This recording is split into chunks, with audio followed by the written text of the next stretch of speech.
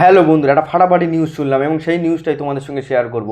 Lokesh কাঙ্গারের next cinema কী হতে যাচ্ছে তোমরা কি জানো? কাইথি টু? না না না না, ভুল হচ্ছে। কমেন্ট করে জানাও তোমরা নতুন মুভি কী আসতে চলেছে। কাইথি টু আপাতত পোস্টপন্ড হয়ে গিয়েছে, আবার চলে গিয়েছে। হ্যাঁ, তো কাইথি টু এখন হচ্ছে না।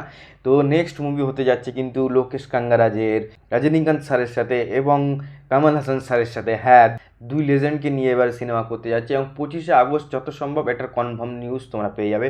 25শে আগস্ট না আসা পর্যন্ত বলতে পারছি না, এরকমই একটা নিউজ শুনলাম, তো তোমাদের সাথে শেয়ার করছি। তাহলে এবার 171তম সিনেমা কি 72তম সিনেমা হবে সঠিক আমি বলতে পারছি না, এবং কামাল হাসান স্যারের 235তম সিনেমা। তো এই সিনেমা কিন্তু একটা অন্য রকম লেভেলের হবে, কারণ কোন দুজন স্টারকে নিয়ে তারা সিনেমা বানাচ্ছে বুঝতে পেরেছো। তো লোকেশ কাঙ্গরাজের চিন্তাভাবনা কিন্তু অন্যরকম হয়ে গিয়েছে।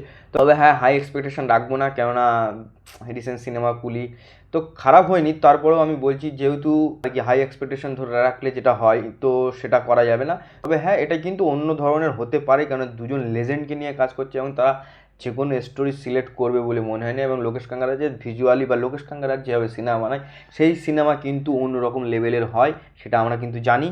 তো তোমরা এই নিউজটা শুনে কতটা এক্সাইটেড বলো, এবং 25শে আগস্ট আমি কিন্তু কনফার্ম নিউজ তোমাদেরকে দিয়ে দেবো।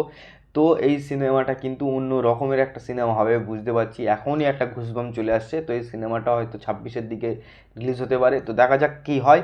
তো তোমরা এই নিউজটা শুনে কেমন এক্সাইটেড সেটা কমেন্ট করে জানাও, এবং ভিডিও ভালো লাগলে লাইক কমেন্ট শেয়ার করে দিও এবং চ্যানেলটিকে সাবস্ক্রাইব করো। এবং হেভি হেভি নিউজ তোমাদেরকে ফার্স্ট দিয়ে দেবো, সেটা যদি তোমরা একটু সাপোর্ট করো।